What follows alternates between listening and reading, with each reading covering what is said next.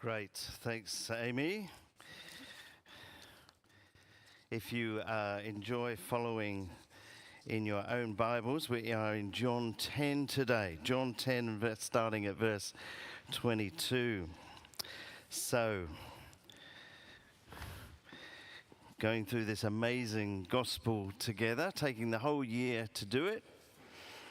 Let me read today's section now. So, starting from verse 22. Then came the festival of dedication at Jerusalem. It was winter, and Jesus was in the temple courts, walking in Solomon's colonnade. The Jews who were gathered around him, saying, "How long will you keep us in suspense? If you're the Messiah, tell us plainly." Jesus answered, "I did tell you, but you do not believe. The works I do in my Father's name testify about me, but you do not believe because you're not my sheep. My sheep listen to my voice. I know them, and they follow me. I give them eternal life, and they shall never perish. No one will snatch them out of my hand. My Father, who has given them to me, is greater than all.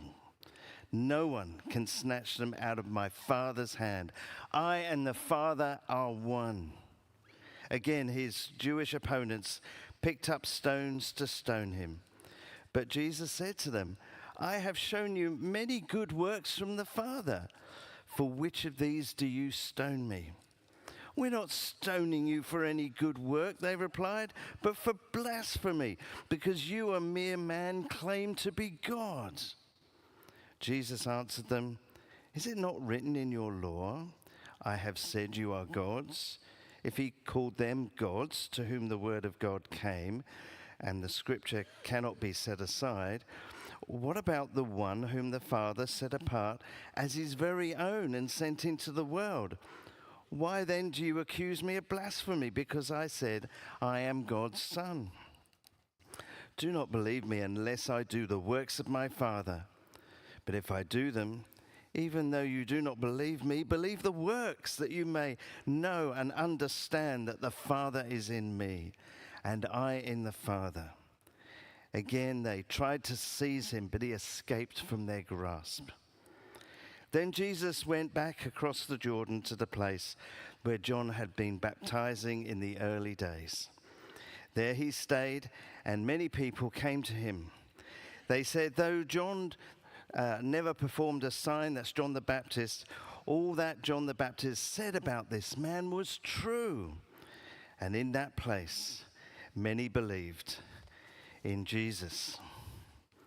Which takes us to the end of chapter 10.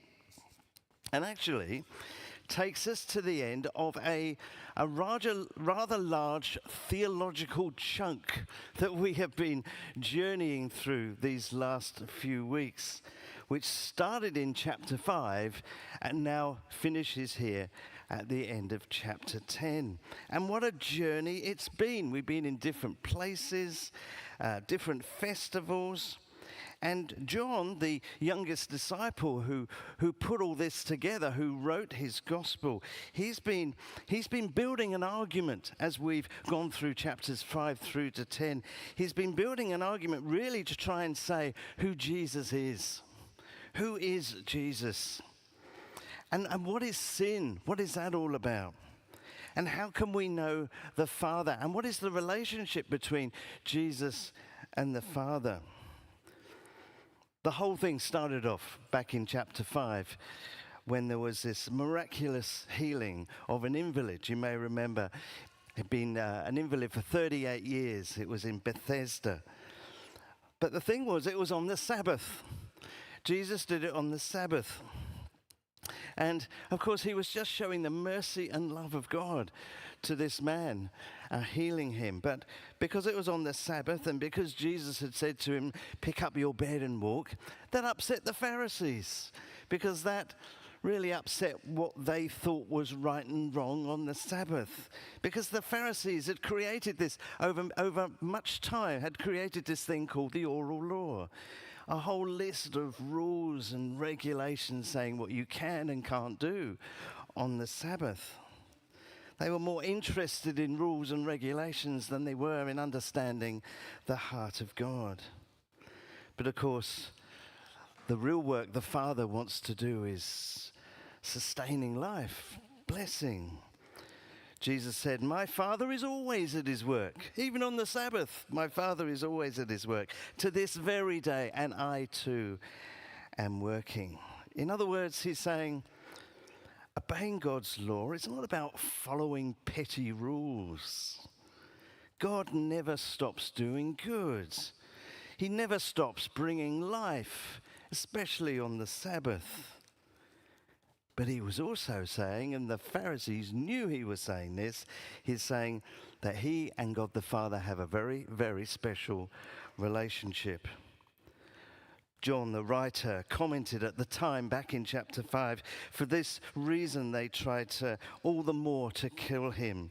Not only was he breaking the Sabbath, according to their understanding, but he was even calling God his own Father, making himself equal with God. And we see that repeated in today's passage, don't we? When he said, "I and the Father are one." Again, his Jewish opponents picked up stones to stone him, but Jesus said to them, "I've shown you many good works from the Father. For which of these do you stone me?" And of course they replied, "We're not stoning you for any good work, but for blasphemy, because you, a mere man, claim to be God." They knew what he was saying. They knew what he believed. And the truth is, of course, Jesus believed himself to be God. That was a conversation that has come up in the Alpha course recently. Who was Jesus? Jesus believed himself to be God. Therefore, he was the only true leader of Israel. The only true leader. The only true shepherd. And last week, of course, we heard him say, "I am the good shepherd." And there's a reference again to being a shepherd, isn't there? And in today's passage, he tells the Jewish leaders that they're not his sheep. In other words, he's saying, look, I'm the good shepherd. I'm the rightful leader of Israel. I am the Lord. You Pharisees, you call yourselves leaders of God's people. You're not part of my flock. Thieves and robbers, he called them last week. My sheep listen to my voice, says Jesus. I know them, and they follow me. Back in chapter 7, Jesus and the religious leaders had a conversation about whether he's the Messiah. If you've been traveling on this journey with us for a while, you know that that was a conversation that occurred for a while.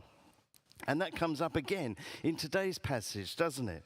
In verse 24, the Jews who were gathered around him saying, "How long are you going to keep us in suspense? Come on, speak plainly."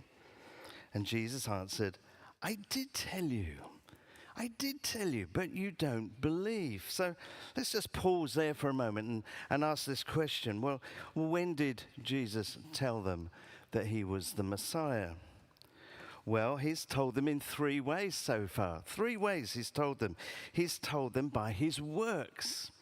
Jesus has told them he's the Messiah by his works. So for the works that the Father has given me to finish, the very works I am doing, testify that the Father has sent me. That's back in chapter 5, verse 36. And of course, he repeats it today. I did tell you, but you do not believe. The works I do in my Father's name testify about me. So he did tell them he was the Messiah by his works. Secondly, he told them by his words, by the words he used. Remember, he used these I am statements. So in John 6:35, he says, I am the bread of life. If you want satisfaction in life, I am the bread of life, says Jesus. If you're looking for guidance, if you're looking for the presence of God in your life, in John 8:12, I am the light of the world. Light had been used to indicate the favor of God, had been used to speak about the word of God. And Jesus says, I am the light of the world. And that his most extraordinary statement was at the end of chapter 8, when he said, before Abraham was, I am. And remember that I am, that's actually the name of God. He's using the name of God to say, even before Abraham existed, I existed. And then in John 10:11, of course, when he said, I am the good shepherd. So he has said he's the Messiah by his words. And he's said he's the Messiah, thirdly, by his miracles. By his miracles, he's indicated he is the Messiah. So he healed that invalid back in chapter 5. He fed the 5,000 with just a few loaves and fish in chapter 6. And he gave sight to a blind man in chapter 9.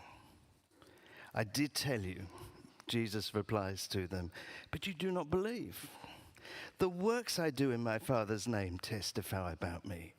But you do not believe because you're not my sheep. My sheep listen to my voice. I know them, and they follow me. Of course, he went on to say this, didn't he? Why then do you accuse me of blasphemy? Because I said I am God's son. Do not believe me unless I do the works of the Father. But if I do them, even though you do not believe me, believe the works you're seeing, that you may know and understand the Father is in me and I am in the Father. And he also mentions today, and this is where I want to focus today, he also mentions eternal life. Let's have a look at this again. Chapter 10, verse 27. My sheep listen to my voice. I know them and they follow and they follow me. I give them eternal life, and they shall never perish. No one will snatch them out of my hand. Eternal life. And this is actually another theme that has been going through chapters 5 through to 10, but we haven't drawn attention to it yet. So let's give some attention to it today. It's huge. This is a huge, hugely important subject. Eternity. You see, humans are not meant to die, are they? If we pay attention to Genesis 1, 2, and 3, humans were meant to be in relationship with God forever. But because of the fall, because we have rebelled against God, death came into the world, and death is still in the world. But we're supposed to live forever with God. Just before his arrest and crucifixion, Jesus will pray this incredible prayer. In John 17, so later on in this gospel, in John 17, he says this, now this is eternal life, that they know you, the only true God, and Jesus Christ, whom you have sent. I've been thinking about that verse for quite a long time. This is eternal life, that they know you, the only true God, and Jesus Christ, whom you've sent. I wonder how you imagine eternal life to be, how you imagine heaven to be. My mum, when she was alive, I come from a musical family, and my mum, when she was in her last few years, she decided that she would learn to play the harp, which she did. And she always used to say that when she leaves this earth and goes to be with the Lord, she said, I'll be there on the clouds playing my harp, she said. And I don't know if she actually believed that she was going to be sitting on clouds playing a harp, but it was a nice thought. And I think some people imagine heaven to kind of be a bit like that. Don't you? Don't you? Maybe me. We imagine some kind of fluffy sort of cloud existence. We know that we are worshipping the Lord there, and we know that we will enjoy his presence there. But what else, I wonder? And I have always felt that there's a bit of a clue in Jesus' prayer there when he says, this is eternal life, that they may know you, getting to know him. And it struck me one time when I was thinking about this verse that, when we think about God's creation, how long has it taken for us to get to know God's creation? Well, from as far back as history records things to the present day, and I'm sure way into the future, we will continue to discover amazing things about God's creation. Whether it's a scientist or whether it's somebody studying human beings or whatever it is, getting to, or an astronaut or somebody staring out into space, looking at God's creation and getting to know its intricacies and its beauty and its wonder, that's been a full-time job for humanity since the year dot, hasn't it? And will continue to be. When we go to be with the Lord, we're told there's a new heaven and a new earth, aren't we? How much more will there be to discover in a new heavens and new earth? What does it mean to have eternal life where we get to know God? I think maybe it means getting to know a new creation. It's his creation, a new heavens and a new earth. And we'll be spending much time wondering and discovering new things in his new creation. And of course, we've been getting to know God through his word, through the scriptures over many, many years. We'll know him face to face. We'll know him personally. I don't think we'll be sitting around playing harps on clouds, folks. I think we'll be discovering the new creation. We'll be getting to know him, and that will be an amazing way to spend the time. Eternal life, we'll be getting to know God and his new creation with him. What else has Jesus been saying about eternal life?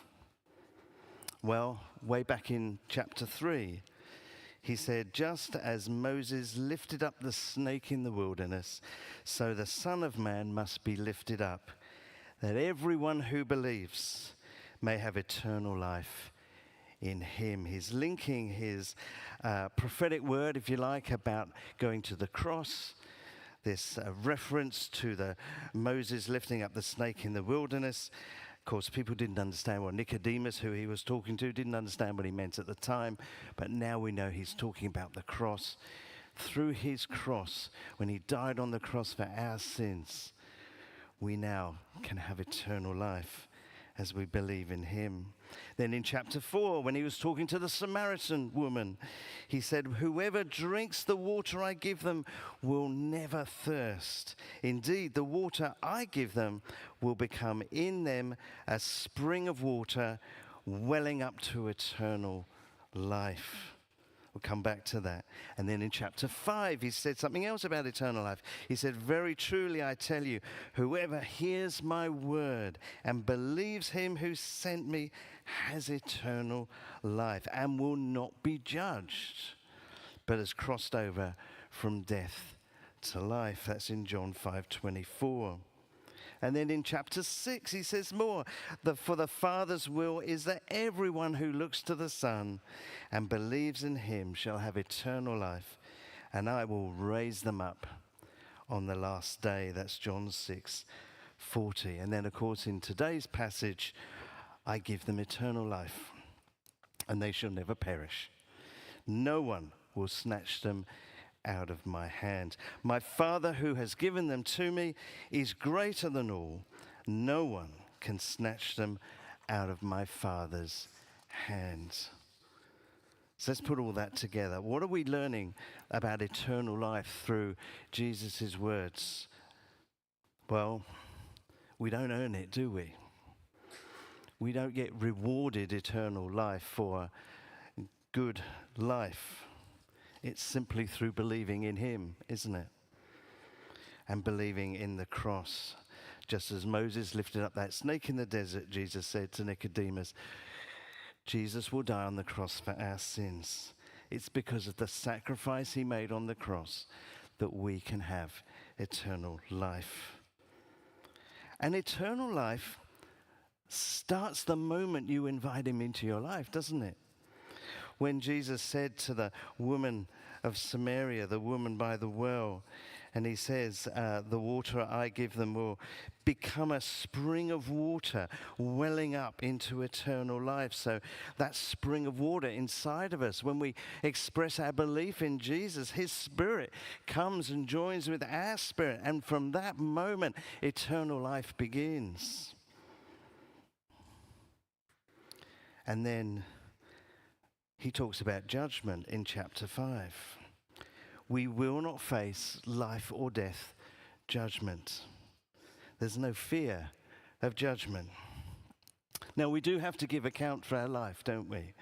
There's a passage in 1 Corinthians where Paul talks about the things that we've done in life, likening them to wood or gold or silver being put through a fire, and whatever is of the Lord remains. There are rewards in heaven according to how we've lived our life. But in terms of life or death, there's no fear of that because of Jesus, because of what he's done on the cross for us. So looking at him, believing in him, we're raised up on the last day. On the last day. I will raise them up on the last day, he says in 6:40. So that can be two things, can't it? It can be when he returns. I will raise them up on the last day of humanity in this present world. Or it could be when our lives naturally come to an end and our bodies finish. But he will raise us up on the last day. And we will never perish. We will never perish. He said, they will never perish. No one will snatch them out of my hand. Isn't it good that in the next life, our bodies will never go wrong? Isn't that good? Our bodies will never go wrong. We will not die again. And no one can take that away from you. No one can snatch you out of the Father's hand. You are in his hand. No one can take you away from that. You are eternally safe. Isn't that great news?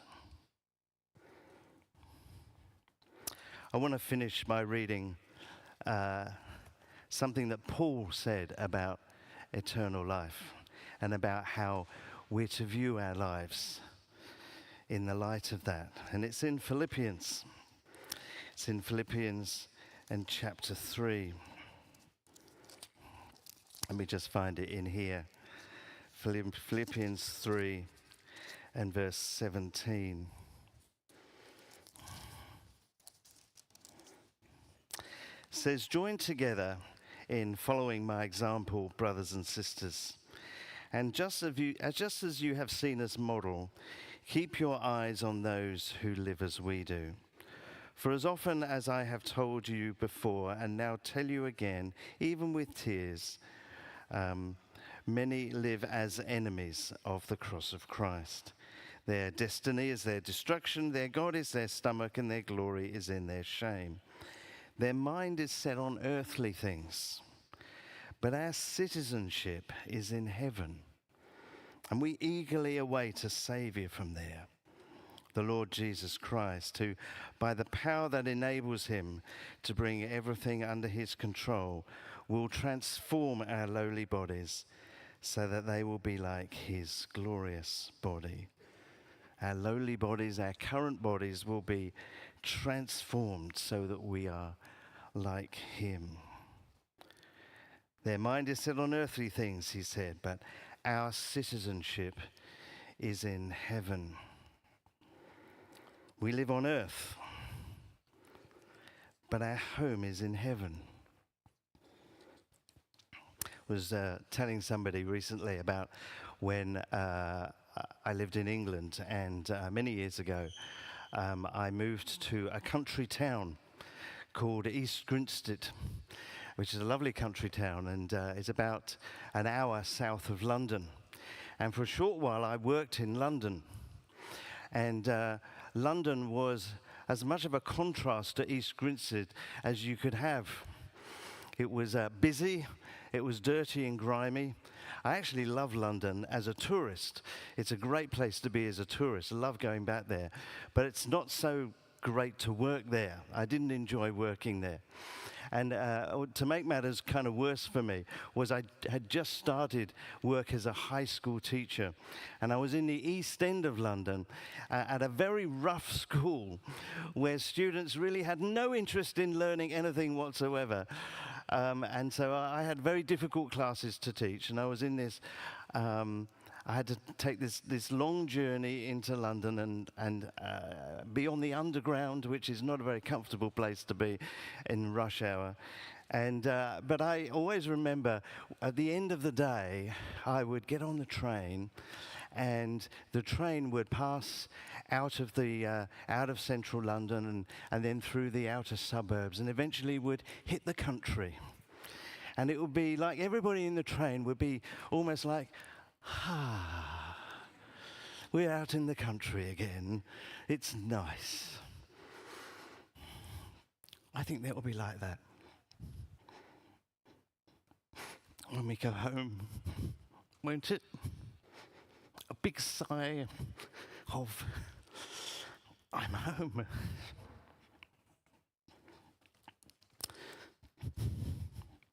Folks, this isn't home. Being on earth isn't at home. Our citizenship is in heaven. That's where we belong. So let me ask you, is your mind on earthly things? Or do you live as a citizen of heaven?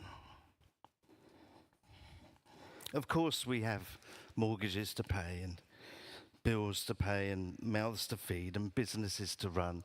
Of course we have all those things. But do you chase after earthly dreams?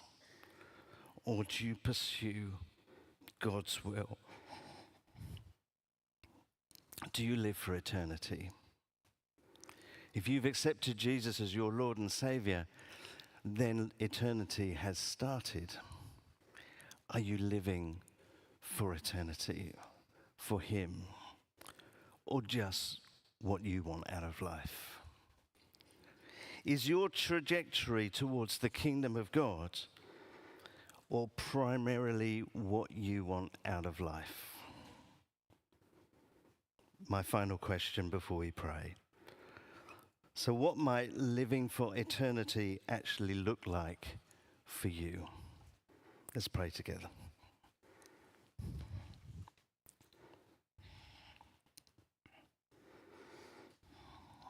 Lord, we thank you. We thank you, Lord, for what is to come. This is eternal life, that they may know you. Thank you, Lord, for the promises to come, that we will be with you and know you and spend eternity getting to know you and your new creation and loving one another, Lord, and away from all the pain and suffering here on earth. Lord, we do enjoy much of our time here on this planet, Lord, and we are grateful for so much that you give us. But Lord, we don't want to love it so much that we forget actually that this is not our home. Our home is with you, Lord. So Lord, help us to see how to put that into practice in the way we live our lives today. In the name of Jesus we ask. Amen.